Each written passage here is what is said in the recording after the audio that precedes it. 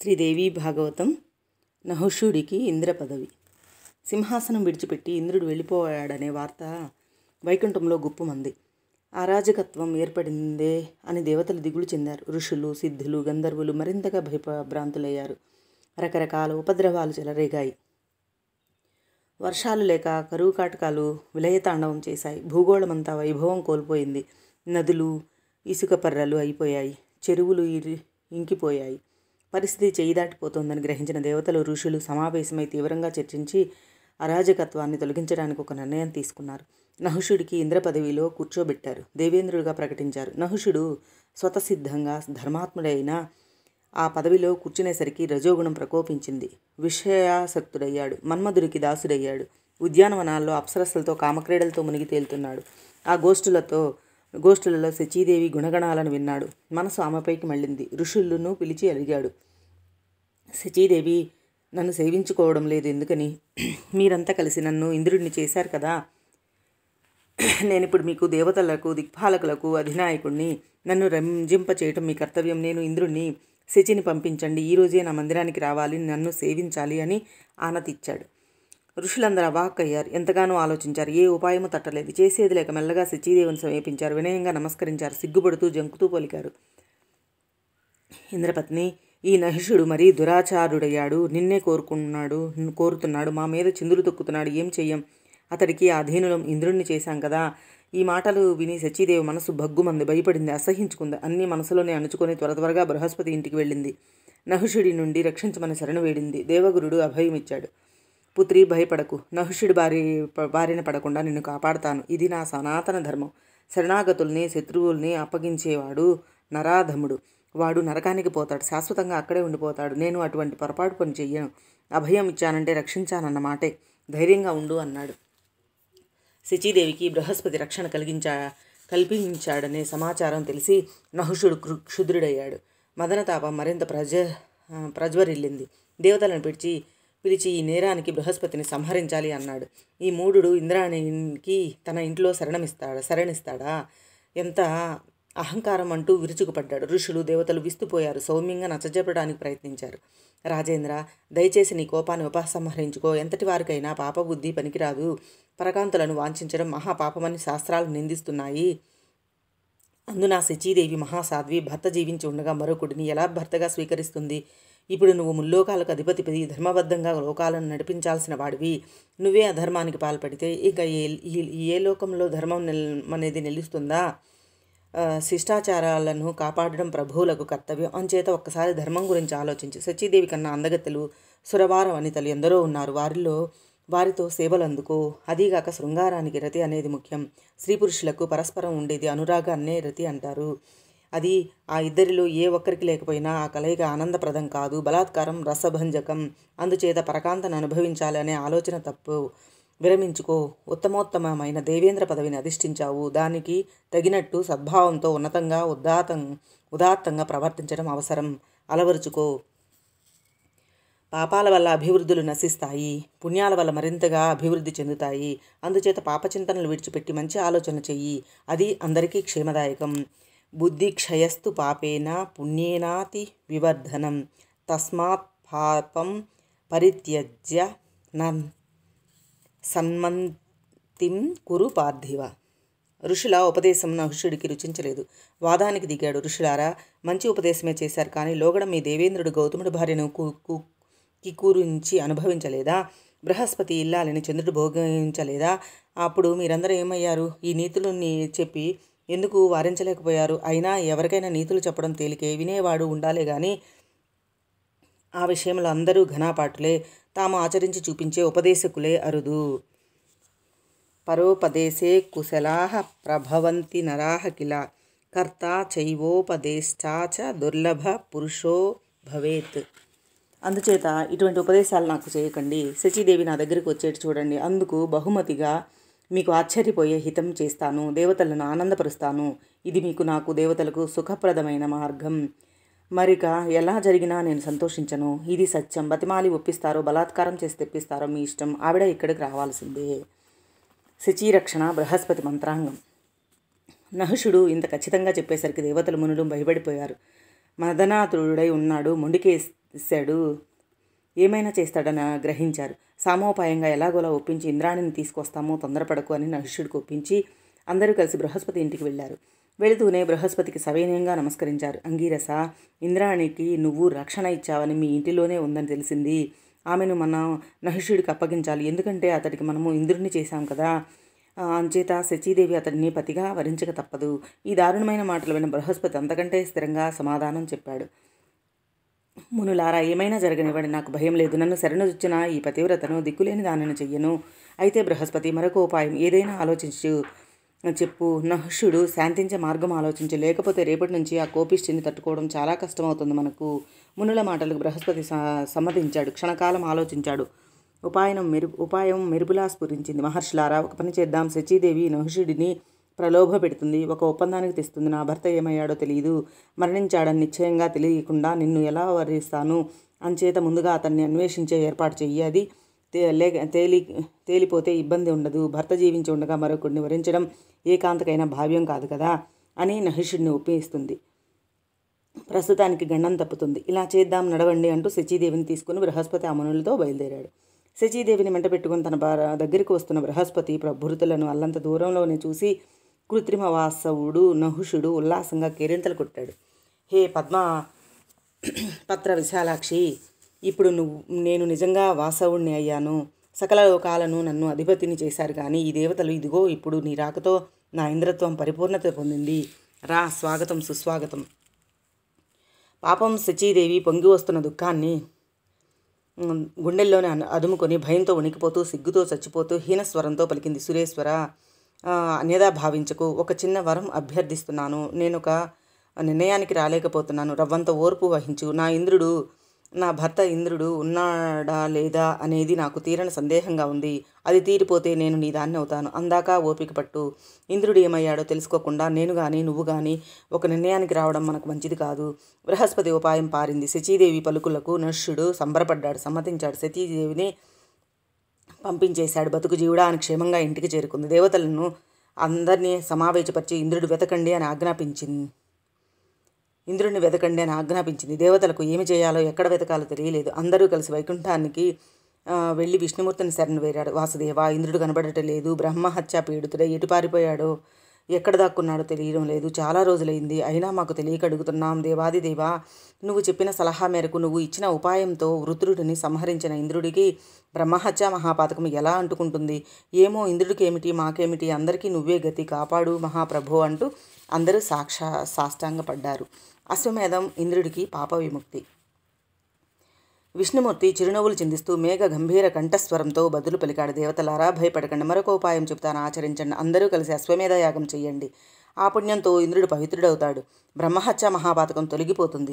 దానికి ఇది విరుగుడు. అశ్వమేధం చేస్తే జగదంబిక సంతోషిస్తుంది. వాసవుణ్ణి తెచ్చి ఇంద్రపదవిలో కూర్చోబెడుతుంది, రక్షణ కల్పిస్తుంది. మీరంతా నిర్భయంగా ఉండవచ్చు. జగదీశ్వరి కరుణించిందంటే బ్రహ్మహత్య ఏమిటి, సకల పాపాలు తొలగిపోతాయి. నామస్మరణ చేస్తేనే చాలు. అటువంటిది ఆమెకు ప్రీతికరంగా హయమేధం చేస్తే ఇక చెప్పాలా? అలాగే శచీదేవితో కూడా దేవీ పూజలు చేయించండి. ఆవిడకు వచ్చిన కష్టాలను తొలగిస్తుంది జగన్మాత. నహుషుడికి సమ్మోహనపరిచి వాడి పాపాలతో వాడిని నశింపచేస్తుంది. మీరు చేసే అశ్వమేధంలో ఇంద్రుడు పవిత్రుడై వెనకటి వైభవాన్ని తిరిగి పొందుతాడు, సింహాసనం అధిష్ఠిస్తాడు. త్వరలోనే మీ కోరిక నెరవేరుతుంది. వెళ్ళండి, వెంటనే యాగం ప్రారంభించండి అన్నాడు విష్ణుమూర్తి. దేవతలు సంబరపడ్డారు. పద్మనాళంలో దాక్కున్న ఇంద్రుడిని దగ్గరికి వెళ్ళారు. విషయం చెప్పి ఓదార్చారు. వెంటనే ప్రారంభించి అశ్వమేధ యాగం చేశారు. ఆ పుణ్యంతో ఇంద్రుడు పవిత్రుడయ్యాడు. తనకు చుట్టుకున్న బ్రహ్మహత్య మహాపాతకాన్ని వృక్షాల మీదకి, నదుల మీదకి, భూమిపైకి, స్త్రీలపైకి విసిరేశాడు. పాపజ్వరం నుంచి పూర్తిగా విముక్తి అయ్యాడు. తగిన సమయం కోసం ఎదురుచూస్తూ అలాగే అదృశ్యుడుగానే ఆ పద్మనాళంలోనే ఉండిపోయాడు. దేవతలందరూ స్వర్గానికి తిరిగి చేరుకున్నారు. ఒకనాడు శశీదేవి బృహస్పతిని అడిగింది. గురుత్తమ, అశ్వమేధం చేశామన్నారు, ఇంద్రుడికి పాపం తొలగించేశామన్నారు, మరి ఏడి నా భర్త కనిపించడేమి? ఆయన దర్శన భాగ్యం లభించే ఉపాయం చెప్పండి అని అభ్యర్థించింది. పౌలోమి, నువ్వు జగదీశ్వరిని ఆరాధించాలి. ఆవిడ అనుగ్రహిస్తే తప్ప నీకు భర్తృదర్శనం లభించదు. నహుషుడిని సమ్మోహనపరిచి పదవీభ్రష్టుని చేసి నీ భర్తని సింహాసనం ఎక్కిస్తుంది. జగన్మాతను ఆరాధించు అని చెప్పి దేవగురుడు దేవీ మంత్రాన్ని ఉపదేశించాడు. శచీదేవికి జగదీశ్వరి అనుగ్రహం. శచీదేవి సకల భోగాలను పరిత్యజించి తాపసీ వేషం ధరించి బలి పుష్ప ప్రధానాలతో భక్తిగా జగన్మాతను ఆరాధించింది. దేవి మహామంత్రాన్ని ఉపాసించింది. జగదీశ్వరి సంతృప్తి చెంది సౌమ్య రూపంతో దర్శనం అనుగ్రహించింది. హంసవాహనం మీద కోటి సూర్యప్రకాశంతో కోటి చంద్ర శీతలంగా కోటి మెరుపులు రూపుదాల్చినట్టు ప్రత్యక్షమయ్యింది. 4 వేదాలను ధరించింది. పాశాంకుశ వరదాభయ హస్తాలతో కనిపించింది. పాదాల వరకు వేలాడుతున్న మేలిమి ముత్యాల దండ ధరించింది. 3 కన్నులతో చిరునవ్వులు చిందిస్తోంది. బ్రహ్మాది పిపీలిక పర్యంతం సకల సృష్టిని నిర్మించిన జగన్మాత, కరుణామృత సాగర అనంతకోటి బ్రహ్మాండనాయక పరమేశ్వరి, సౌమ్యానంత రసౌచిత స్తన ద్వయ విరాజిత సర్వేశ్వరి, సర్వజ్ఞ కూటస్థ అక్షర రూపిణి ప్రసన్నరాలయ్యింది. శక్రవల్లభ, అనుగ్రహిస్తున్నాను, వరం కోరుకో. కోటి జన్మల పుణ్యం ఉంటే తప్ప ఎవరికీ లభించని దర్శనం నీకు అనుగ్రహించాను. నీ ఉపాసనకు సంతోషించాను, వరం కోరుకో అంది. జగన్మాత నహుష భయాన్ని తొలగించి భర్తృ దర్శనాన్ని అనుగ్రహించి తిరిగి ఇంద్ర పదవిలో ప్రతిష్ఠించు అని శచీదేవి అభ్యర్థించింది. శచీదేవి, నువ్వు ఇప్పుడే ఇదిగో ఈ దూతికతో కలిసి శ్రీ మానస సరోవరానికి వెళ్ళు. అక్కడ నీ భర్త కనిపిస్తాడు. నేను త్వరలోనే నహుషుడిని సమ్మోహపరిచి పదవీ భ్రష్టుని చేస్తాను. నీ భర్తను తిరిగి ఇంద్ర పదవిలో ప్రతిష్ఠిస్తాను. నీ కోరిక నెరవేరుస్తాను, నిశ్చింతగా ఉండని అభయం ఇచ్చి అదృశ్యమయ్యింది జగదీశ్వరి. దేవి దూతిక శచీదేవిని మానస సరోవరానికి తీసుకుని వెళ్ళింది. ఇంద్రుని చూపించింది. ఇంద్రాణి ఆనందపరవశ అయ్యింది. ఆనంద దుఃఖాల సమర్థ్యంతో ఉక్కిరిబిక్కిరవుతున్న శచీదేవిని చూచి ఇంద్రుడు ఆశ్చర్యచకితుడయ్యాడు. దేవి, ఇక్కడికి ఎలా రాగలిగావు? నేను ఇక్కడ ఉన్నట్టు ఎలా తెలిసింది? ఏ ప్రాణికి తెలియని చోట రహస్యంగా దాక్కున్నాను. నువ్వు ఎలా తెలుసుకోగలిగావు? నాథ, జగన్మాత అనుగ్రహంతో తెలుసుకోగలిగాను. నిన్ను చేరుకోగలిగాను. దేవతలు ఋషులు కలిసి నహుషుడిని నీ పదవిలో కూర్చోబెట్టారు. అతడు నన్ను హింసించసాగాడు. తనను భర్తగా స్వీకరించమని నిర్బంధించాడు. దేవతలు కూడా అతడి మాటను కాదనలేక నన్నే సముదాయించారు. ఆడదానిని ఒంటరిగా ఉన్నాను, బృహస్పతి ఉన్నాడన్న మాటే గాని అతడు మాత్రం ఏమి చేయగలడు? బ్రాహ్మణుడు, దుర్బలుడు. నేను ఎలా రక్షించుకోవాలో తెలియక దినదినగండంగా రోజులకు నెట్టుకొస్తున్నాను ప్రభు. నేను గృహిణిని, కొలటను కాలేను. నా మనస్సు ఎప్పటికీ నీకే అంకితం. పాతివ్రత్యాన్ని వదులుకోలేను. అక్కడ నాకు రక్షణ లేదు. నహుషుడి నుంచి కాపాడగలిగేవారు ఎవరూ కనిపించడం లేదు. దిక్కులేని దాన్నయ్యాను. విధి ఎలాగో ఇలాగా నా మీద పగబట్టింది అంటూ శచీదేవి దుఃఖం ఆపుకోలేక వలవలా ఏడ్చేసింది. ఇంద్రుడు మెల్లగా ఓదార్చాడు. ప్రియా, నాలాగానే నువ్వు మంచి రోజుల కోసం ఎదురు చూడక తప్పదు. మనసు చిక్కబట్టుకో. నీ శీలమే నీకు రక్ష. పతివ్రతలకు పరుల రక్షణ అవసరం లేదు. ధైర్యంగా ఉండు. అయినా ఒక ఉపాయం చెబుతాను, ఆచరించి. ఈసారి నహుషుడు నిన్ను నిర్బంధిస్తే ఒక షరతు పెట్టు. దివ్యమైన ఋషివాహనం మీద వస్తే నిన్ను అంగీకరిస్తానని చెప్పు. ఇది నా వ్రతం అను. వాడు నీ మీద మోహంతో ఉన్నాడు కనుక నువ్వు ఏ షరతు పెట్టినా ఒప్పుకుంటాడు. కామాంధుడు. దేవర్షులను వాహనం మొయ్యమంటారు. వాళ్ళు శాపాగ్నిలో నాశనమవుతాడు. ఇలా చెయ్యి. నీకు జగదంబిక వరం ఇవ్వనే ఇచ్చింది. జగన్మాత పాదపద్మాలను ధ్యానించే వారికి ఏ సంకటాలు రావు, ఎన్నడూ రావు. ఒకవేళ ఏదైనా సంకటం లాంటిది వచ్చినట్టు కనిపించినా అది నీ శ్రేయస్సుకే అవుతుంది. జగదంబా పదస్మర్తు సంకటం న కదాచన యది జాయేత తచ్చాపి జ్ఞేయం తత్సస్తయే కిల. అందుచేత మణిద్వీపవాసిని నీ ఎప్పుడు మరిచిపోకు. బృహస్పతి చెప్పినట్లు నిత్యము భువనేశ్వరిని ఉపాసించు. నీకు జయం లభిస్తుంది, శుభం జరుగుతుంది, వెళ్ళిరా అని పంపించాడు. ఋషివాహనం నహుషపతనం. శచీదేవి గుండెలు చిక్కబట్టుకుని సరాసరి వెళ్ళి నహుషుడిని దర్శించింది. ఆ కామాంధుడు ఎంతగానో సంబరపడ్డాడు. కామిని, స్వాగతం సుస్వాగతం. నిజం చెబుతున్నాను, నా మాట నమ్ము. నేను నీ సేవకుణ్ణి, నీకు పరాధీనుణ్ణి. నీ ఆజ్ఞ నాకు శిరోధార్యం. నా కోరిక మన్నించి ఇలా దయచేశావు, అంతే చాలు. ఓ మితభాషిని, ఓ శుచిస్మిత, సిగ్గుపడకు. నేను నీ భక్తుణ్ణి. నన్ను చేపట్టు. నీకు ఏది ఇష్టమో చెప్పు, చేస్తాను. నిన్ను సంతోషపెట్టడం కన్నా నాకు కావాల్సిందేముంది అంటూ నహుషుడు ప్రాధేయపడ్డాడు. శచీదేవి తన అసహ్యాన్ని మనసులోనే అణుచిపెట్టుకుని సిగ్గుతో రంగరించి చిరునవ్వులు చిందించింది. కృత్రిమ వాసవ, ఇప్పటికే నువ్వు చేయవలసిందంతా చేశావు. అయినా ఒక చిన్న కోరిక ఇప్పుడు మొలకెత్తింది, తీరుస్తానంటే చెబుతాను. శచి, సందేహించకడుగు. నీకోసం ఏదైనా చేస్తాను, ఏది తెమ్మన్నా తెస్తాను. అది ఎంత అలభ్యమైనా సరే ఆజ్ఞాపించి. ఇంద్రాణి ఆశ్చర్యంగా విలాసంగా కనుబొమ్మలు ఎగరేసింది. చూపులు అల్లార్చింది. రాజేంద్ర, చేస్తానంటున్నావు సరే, తీరా అడిగాక కాదంటావేమో. నమ్మకం కుదరకుండా ఎలా అడగను? పైగా మీ పరిపాలకులలో సత్యవాదులు చాలా అరుదని విన్నాను. తరచుగా మాట తప్పుతూ ఉంటారట కదా. అంచేత ఏదైనా ప్రతిజ్ఞ చేసి ఒట్టు వేసి నాకు నమ్మకం కలిగిస్తే తప్ప నేను అడగను బాబు. శపథం కురు రాజేంద్ర. యత్కరోమి ప్రియం తవ రాజానః సత్యవచ్చసో దుర్లభ ఏవ భూతలే. సుందరి, నీ మాట జవదాటను, నువ్వు అడిగింది చేస్తాను. యజ్ఞాలు దానాలు చేసి నేను సంపాదించుకున్న మొత్తం పుణ్యం మీద ఒట్టువేసి చెప్తున్నాను. మాట తప్పను, నిస్సంకోచంగా అడుగు, కాదు ఆజ్ఞాపించు. అయితే అడుగుతున్నాను, ఇది తీర్చావంటే నీకు వశమవుతాను. ఇది నా ప్రతిజ్ఞ. విను. ఇంద్రుడికి గుర్రాలు, ఏనుగులు, రథాలు ఇవి వాహనాలు. వాసుదేవుడికి గరుడు వాహనం, యముడికి మహిషం, శంకరుడికి వృషభం, బ్రహ్మదేవుడికి హంస, కుమారస్వామికి నెమలి, వినాయకుడికి ఎలుక. ఇలా ఎవరి వాహనాలు వారికి ఉన్నాయి కదా. మరి నీకు వాహనం ఏది? నీకు ఒక అపూర్వమైన వాహనం ఉండాలని నా అభిలాష. విష్ణు, రుద్ర, చతుర్ముఖులకు కానీ దానవ మానవాదులలో ఎవరికి లేని అత్యద్భుతము అపూర్వమైన వాహనం మీద నిన్ను చూడాలని కోరుకుంటున్నాను. మహర్షులు మోస్తుండగా బంగారు పల్లక మీద నువ్వు దర్జాగా వస్తుంటే చూసి ఆనందించే అవకాశం నాకు కల్పించు. ఇదే నా ముచ్చట తీరుస్తావు కదూ, మాట తప్పవు కదూ. సకల దేవతా సార్వభౌముడిగా అప్పటికి గాను నిన్ను నేను గుర్తించలేను రాజేంద్ర. ఈ వాహనం వల్ల నీ తేజస్సు తప్పకుండా మిన్నుముట్టుతుంది సుమా. జ్ఞానదుర్భరుడైన నహుషుడు ఆ మాటలు విని హాయిగా నవ్వుకున్నాడు.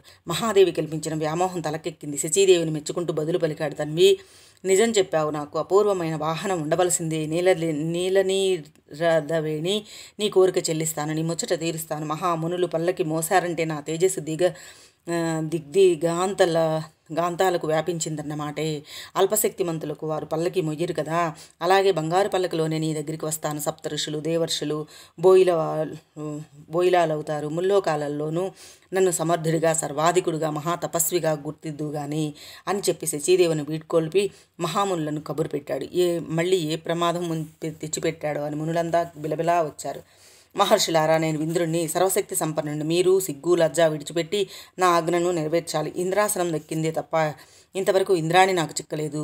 ఇప్పుడే పిలిచి మాట్లాడాను. మునియానం మీద వస్తే నన్ను అంగీకరిస్తానని ప్రేమగా చెప్పింది. అందుచేత మీరంతా కలిసి నాకు ఈ పని చేసి పెట్టాలి. నా మనస్సు శచీదేవిని వాంఛిస్తోంది. మన్మథ తాపం తట్టుకోలేకుండా ఉన్నాను. మీరు దయతలచాలి. మిమ్మల్ని శరణు వేడుతున్నాను అని అత్యద్భుత కార్యం నిర్వర్తించి ఉపకారం చేసి పెట్టండి. నహుషుడు ఇలా బతిమలాడుతున్నాడు. అగస్త్యాది సప్త ఋషులు దయతలిచారు. భవిష్యత్తు తెలిసి అంగీకరించారు. నహుషుడు ఆనందం పట్టలేకపోయాడు. శచీదేవి చేజిక్కినట్టే మురిసిపోయాడు. పల్లకి ఎక్కి కూర్చున్నాడు. మహర్షులు బోయిలై మోస్తున్నారు. కామార్తుడై ఆలస్యాన్ని తట్టుకోలేక సర్ప నడు అని అదిలించాడు. ముందు వైపు కొమ్ము కాస్తున్న అగస్త్యుడిని త్వరగా నడు అంటూ కాలితో శిరస్సు మీద తాటించాడు. అప్పుడు అతడు అగస్త్యుడు లోపాముద్రాపతి వాతాపతిని భక్షించినవాడు, సముద్రాన్ని 3 గుప్పిళ్లలో దిగమింగినవాడు. అతడిని కాలితో తన్నాడు నహుషుడు. కమిచీతో చరిచాడు నహుషుడు. మనస్సు నిండా ఇంద్రాణి ముసురుకుంది. తన మన్మథ తాపం భరించలేకుండా ఉన్నాడు. సర్ప అంటున్నాడు. కమిచీతో తోలుతున్నాడు. అగస్త్యుడు ఇంక తట్టుకోలేకపోయాడు. బోర్పు సహనము నశించాయి. ఒక్కసారిగా అతి క్షుద్రుడయ్యాడు. దురాచారుడా, సర్ప అంటున్నావు గదా, సర్పం అయిపో. 1000 సంవత్సరాలు అరణ్యాలలో పడి ఉండు, క్లేశాలన్నీ అనుభవించు. యుధిష్ఠిరుని దర్శించి శాప విమోచనం పొందుదువు గాని, అతని నోటి నుంచి ఈ ప్రశ్నలకు సమాధానాలు పొంది అప్పుడు తిరిగి స్వర్గానికి వద్దు గాని అంటూ శాపమోక్షము కలిపి అందించాడు అగస్త్యుడు. నహుషుడికి పట్టిన కామపిశాచి వదిలిపోయింది. అహంకారం దిగిపోయింది. అగస్త్యుడిని నమస్కరించి బహుదా స్తుతించాడు. అయినా సర్పరూపం రానే వచ్చింది. స్వర్గం నుండి పడిపోయాడు. బృహస్పతి వెంటనే మానసరోవరానికి వెళ్ళాడు. ఇంద్రుడికి జరిగిందంతా విన్నవించాడు. అతడు సంతోషించాడు. అంతలోకి సకల దేవతలు మహర్షులు అక్కడికి చేరుకున్నారు. ఇంద్రుడిని ఓదార్చారు. గౌరవ మర్యాదలతో సమ్మాన సత్కారాలతో స్వర్గానికి తీసుకొని వచ్చారు. సింహాసనంలో కూర్చోబెట్టి శాస్త్రీయంగా మళ్ళీ పట్టాభిషేకం జరిపించారు. శచీ దేవేంద్రులు ఆనందంగా నందనవనాల్లో మళ్ళీ మునుపటిలా క్రీడించారు. జనమేజయ వృత సంహారం వల్ల సంక్రమించిన మహాపాపాన్ని జగదీశ్వరి అనుగ్రహంతో ఇంద్రుడు ఇలా తొలగించుకొని మళ్ళీ తన పదవిని తాను పొందాడు. నీ సందేహాలకు సమాధానాలు లభించాయి కదా. ఇంద్రుడే కాదు, ఏ ప్రాణి అయినా చేసిన పనులకు తగిన ఫలం అనుభవిస్తాడు. అది శుభం కానీ అశుభం కానీ కర్మఫలం అవశ్యం అనుభవించాల్సిందే. యాదృశ్యం కురుతే కర్మ తాదృశ్యం ఫలమాప్నుయాత్. అవశ్యమేన భోక్తవ్యం కృతం కర్మ శుభాశుభం. వ్యాసమహర్షి వృత్రవరధతో పాటు దేవీ మహిమను కూడా తెలియచెప్పావు కృతజ్ఞుడిని. అయితే ఇక్కడ నాకు మరొక సందేహం కలుగుతుంది. ఇంద్రుడు అంటే మహాతపస్వి కదా. నువ్వు యజ్ఞాలు చేసి ఆ పదవిని అధిష్ఠించాడు అన్నావు కదా. సకల దేవతలకు అధిపతి కదా. అందరి దుఃఖాలను తొలగించగలిగిన తాను దుఃఖంలో మునిగాడా, పదవీ భ్రష్టుడయ్యాడా? ఇది చాలా వింతగా ఉంది. దీనికి కారణం ఏమిటి? నువ్వు సర్వం తెలిసిన వాడివి, పురాణ ప్రవర్తకుడివి, శ్రద్ధగా వినే శిష్యులకి మహాత్ములు చెప్పకూడనిదంటూ ఏమీ లేదంటారు పెద్దలు. అంచేత దయచేసి నా సందేహం తీర్చు అని జనమేజయుడు మళ్ళీ ప్రార్థించాడు. సౌనకాది మహాముల్లారా, జనమేజయుడికి వ్యాసుడు చెప్పిన సమాధానం యథాతథంగా తెలియచేస్తున్నాను, మీరు శ్రద్ధగా ఆలకించండి అంటూ సూతుడు తన ప్రవచనం కొనసాగించాడు. జనమేజయ విను అంటూ వ్యాసుడు ఆరంభించాడు.